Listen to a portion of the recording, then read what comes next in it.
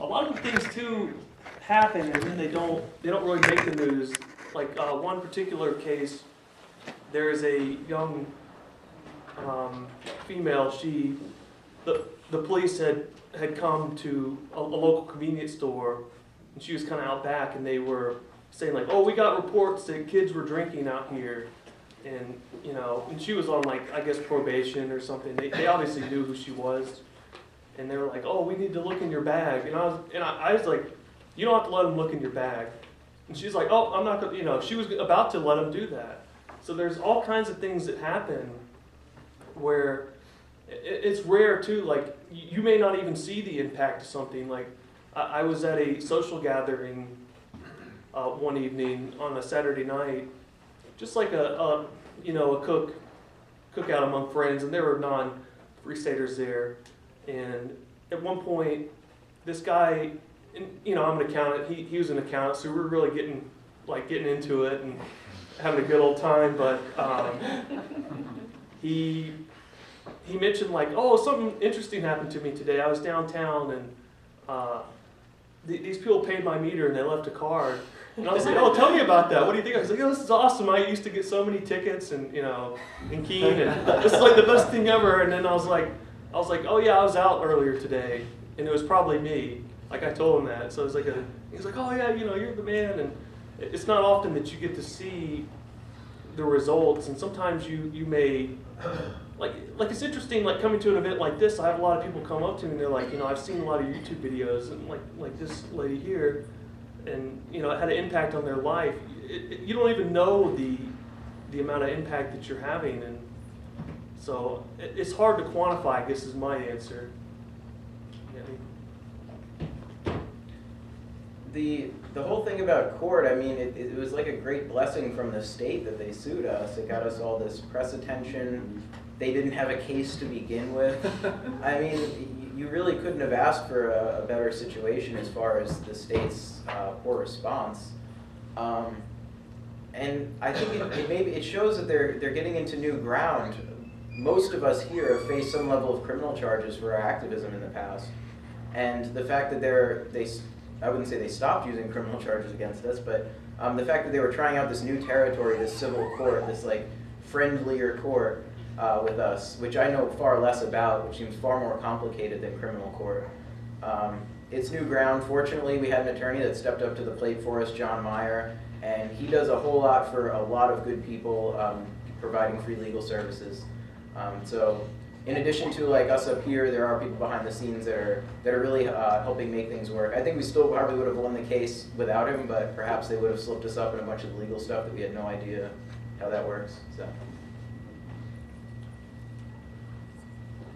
I don't know, it's hard to know where stuff lands in terms of quantifying. That's something I'm always asking myself, and one way that I can measure that is YouTube views. That's one avenue that you can at least measure, it's kept track of.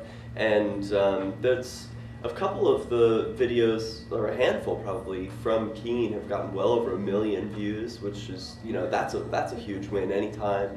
Victimless crime spree is approaching 150K, and that's a win. People at the comment sections of these videos are especially high, and I think those are ways that we can also quantify the impact that you're having, because it's not just local, it's not just dollars.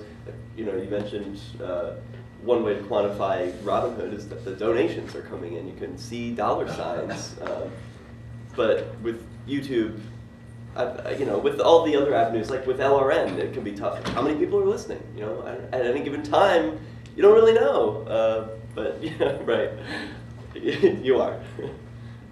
Yeah, and I'd like to add really quickly, speaking of Derrick J's Victims Crime Spree, so a lot of the reason I'm in Keene is because of that movie. And there are other great folks. Like I met a gentleman in 2011 at Pork Fest, and he, we were kind of talking, and then I met him again in 2012. Steven is his name. Him and Daryl were kind of like, and I watched Derrick J's Victimless Crime Spree. That was kind of what pushed me over the edge. Like I just made the move. I mean, I had like no plans, and I was just like, okay. Like I went to Keene for a week. I applied for a bunch of jobs. I threw everything in my, I started driving back. I got 3 interviews lined up. I threw everything in the car and just moved in like 2 days. So I probably would not recommend doing that. But I still got a lot of stuff at home, and but. By the way, we're over time, but nothing happens in here until 11, so I'll just keep going. We'll keep going as long as you guys are cool with staying, right? Yeah. As long as y'all have questions, we're going to keep this going. But just to answer your question, Dustin, you mentioned the radio, LRN.FM is what I program. It's a radio network, and Derek and I both have shows on that network. The intention of LRN.FM is to provide a signal for people that want to run a radio station. That's actually one of the main purposes that I created the network for. Yes, it's a nice place to go to listen online to liberty-oriented talk. So there's dual purpose. There's one, to give people good talk radio content to listen to, hopefully both people in the movement who want to hear new shows that they've never heard of before, and people who don't know anything about liberty, which of course the broadcast radio world is a good way to bring people to these ideas who otherwise wouldn't find them. Because if you want to find my show or Derek's show online, you have to seek it. You have to look for libertarian podcasts. So it's easy for us to get the seekers, but to find those who don't know about us and don't know about liberty, that's where broadcast radio I think is very, very useful. In Keene, we've had a couple of pirate radio stations, community stations, whatever you'd like to call them. There's one in operation right now, as a matter of fact. Technically that's our 3rd station. The first 2 lasted about 8 or 9 months before the FCC came sniffing around, and the operators of those stations decided at the first threat they received that they were going to shut down. So eventually it would be nice to see what happens when an operator continues operating, even under that FCC threat. But it was interesting when one of the stations shut down. We actually heard, it's interesting who you hear from. Yeah, it's funny. Fred Parcells, for those of you who have been following the Free Keene blog, this is one of the code enforcers in town. Fred Parcells made a comment recently about how he can't get the signal in Southeast Keene, and he wants to listen to Free Talk Live in the morning when he's driving around doing his code enforcing. Judge Burke told Mark Edge when one of the stations went off a couple years ago. Judge Burke, who everybody knows if you watch the videos in Keene, he's the judge in district court.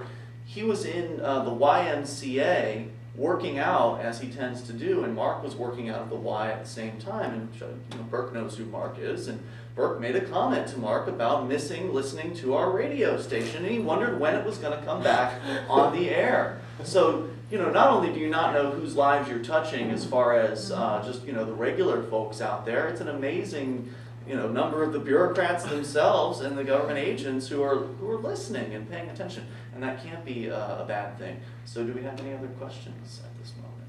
All the way in the back. You might want to mention the jail guards also watch. The jail guards, all kinds of people watch what we're doing. No, I'd like to address a question that has been on the floor for a while. Is people come up and say, well, I really like what you're doing, but your methods are wrong. Okay. And I think there can be a really good way of handling that. First of all, they're giving you agreement. So my idea is to sell it to them. What is it about it? What is it about our goals that you really like? Okay, because they've said, well, I like your ideas, or I like what you're trying to do. Okay, what is it about? And really sell it to them. Find out how much agreement there is, and really cement that. And then say, okay, what methods would you use to accomplish this goal? Where are they going to go? They might come up with something creative. Yeah. Anyway, that was all. I just want to bring that up because I haven't heard anybody say that. Any comments on that? Yeah, and I'd say one thing, some of the methods we use, if we're going out chalking, that's just like a cheap, easy way to get your message out, whatever it is, right? Like people will look at it and they'll read it, and they'll think about it, whatever you're chalking, and it's because we don't, necessarily we don't have a platform to reach a huge number of people. Like if you chalk something, like let's say in front of the courthouse or whatever, like don't take the plea or whatever, you're reaching people. And it's like a lower cost way of like holding a sign or whatever. and it's because some cases you don't have a platform. We obviously have a lot of tools we can use. Like there's a local access television show called Cheshire TV. A lot of activists in Keene produce shows and they put them on there. There's a guy that just moved to Keene last year. He's been writing. There's a couple people that write letters to the editor, which I think is huge because there's a lot of people, frankly, that they won't go online, they won't watch television, and the newspaper is still their medium of getting information. I really appreciate the people that do those kind of things, and I mean it is very difficult to reach everyone, and you know it's just like you got to keep going, and like Garrett's real big into chalking, and I love it, and you know. Do we have any more questions? I actually got a brief comment on that. Yeah, I should clarify, a lot of the people that say, like, oh, I agree with like 80 or 90% of what you guys do, it really comes down to, well, I like the Second Amendment, and I think we should get back to a constitutional republic, but other than that... Yeah, and it's like, to the gentleman's point, I like your ideology, but not your methods. And then they suggest a method that's, well, they've been doing that for 200 years. You know what I mean? Like, I don't see any impact. I'm not gonna. I can read history. You know, I'm not gonna spin my wheels and do something that I know is not gonna have a result. That was my point. Yeah, and I think it was a great point to bring up. I mean, you know, let's just take, if you look at like abolition or the civil rights movement. I mean, there were abolitionists at the founding, you know, in the 1700s of America, and you know the issue, it didn't get any traction for so long. And so, like, to me, the tried and true methods of, like, okay, writing newspaper articles, writing books, talking to people, that stuff takes a long time. And, you know, I want to spend my resources on things that are quicker. And, you know, I think it's great that people write books and, like I said, newspaper articles, but I don't see the results from a lot of those activities. Where I know if I go out Robin Hood, you know, it's immediate results. I see it right there, and it's more satisfying to me. I know I'm making a difference. I know I saved 60 people today. You know, like it feels good. But are there any other questions? I want to make a comment about Paul's point. A lot of the activism methods that people disagree with happen to be things that happen on the spur of the moment that you weren't really planning for. And those instances also tend to be some of my favorite, the most impactful. One that comes to mind is James sitting on his chalking in front of the courthouse. He had drawn a picture of Robin Hood. The city agents decided to wipe it away with a hose, and he decided to sit on his drawings to preserve it so that, you know, they're not going to hose me, right? But they did. And people would say, well, you know, why would you do that? Or why would you know, you're making a scene, or I don't agree with that method, right? But it's not like he says, oh, I go out every day and I sit on chalking. You know, it comes from a place of like, I have to do something in this moment. And it has, you know, I don't know what, you know, I'm going to do something right now. And it's not always planned. But I think a lot of the criticism comes from instances like that, and not so much like the daily Robin Hooding. I think a lot of people's uncomfortability, I'll continue in a moment, I think a lot of people's uncomfortability from a situation like that is that it forces them to address it, right? Because they don't want to, you don't want to see somebody get hosed down. You don't want to see a situation like that, and it forces people to look at that and come up with an opinion about it, and you know, they would rather not. You know, they would rather not have been challenged with that video. They would rather not have been challenged with knowing that their government agents, the ones that they, you know, have been told, we're the government and you elected us, and you know, all these cliched sort of excuses.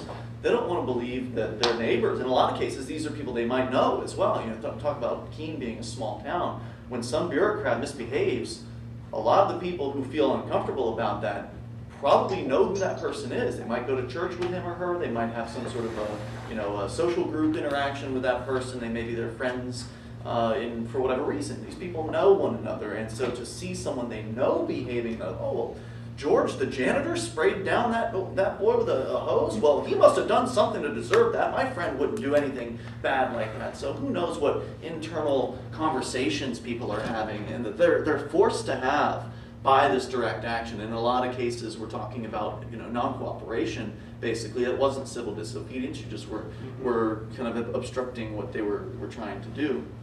So let's go on here. We started the panel discussion on ticketing, and sometimes we do get tickets. Right now, I have a case on appeal before the New Hampshire Supreme Court. I committed the victimless crime of forgetting to have my vehicle inspected. What you want to do is you don't even want to take this to court. You want to stop it at the court. In order for a case, for a judge to hear a case, the judge has to have jurisdiction. And yes, I lived in the town, I lived in the state of New Hampshire, but my question to the prosecutor during discovery was, what evidence do you have that the Constitution and the codes are applicable to me? If there is no evidence, there's no jurisdiction. There will not be a court case. The prosecutor said to me on discovery on the phone, well, I have no evidence that the Constitution and the codes are applicable to you. I tried to bring this up in court at the hearing, that there is no jurisdiction because you have no evidence that the codes are applicable to me. And because the judge assumed jurisdiction without having jurisdiction, it's now on appeal to the New Hampshire Supreme Court. So that's something that everybody here needs to question them, because there is no evidence that the codes are applicable to any of us. They'll bring up the social contract, and a contract is where somebody does one thing and somebody else does another thing for them. We have contracted originally to give up some of our rights to get protection of our life and property from the state. 156 years ago, the Supreme Court said the state owes you no protection. So they have canceled the contract. There is now no evidence that the Constitution and the codes are applicable. Remember that. I've actually asked that question in court, so I support that approach of questioning just the fundamentals of the system. And if I sign a contract, I'd really like to see it. So can you provide that? And I'm interested to know, Dan, is it? Yeah. What happens? Because I've asked that question in court, and of course I've lost, as you did as well at the district court level. But I don't like to give money to the state, so I've never appealed it. So I'm glad that you have appealed on this. And when you get a result, if you could email that to news@freekeene.com, that goes out to multiple recipients at Free Keene, and we're going to get that information. I want to publicize that. I want to find out what the Supreme Court says. Oh yeah, I want it to be publicized. So please, Yes. news@freekeene.com, reach out to us on that. I'd just say too, I appreciate Dan, you doing it, stepping up to the plate. I mean, one of the things I think about direct action, I mean, you don't have to commit your life to this. You don't have to, you just start somewhere. You don't have to go out and film a police officer, and you don't have to go to the max immediately. I feel like you should, like baby steps. I mean, just start doing whatever you want to do. Hold a sign, and you get better and better and better at things. It's like anything in life. The more you do it, the better you get. And I don't think anyone should be discouraged. Take a parking ticket to trial. I mean, you just start with anything small. And if one of your goals is to be a direct action activist and be maybe sitting on this panel or whatever, being kind of living the life, if you will. I mean, you got to start somewhere, and you can do just so many little things you could, as the one gentleman said, you could just go around and fill the meters, and not tell anyone, or put some cards out, or I don't think anyone should be discouraged. And everyone, whatever you do, just start somewhere. I guess is my little motivating speech here at the end.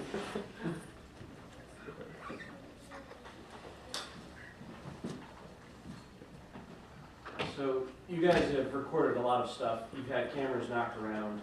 You've had cameras taken.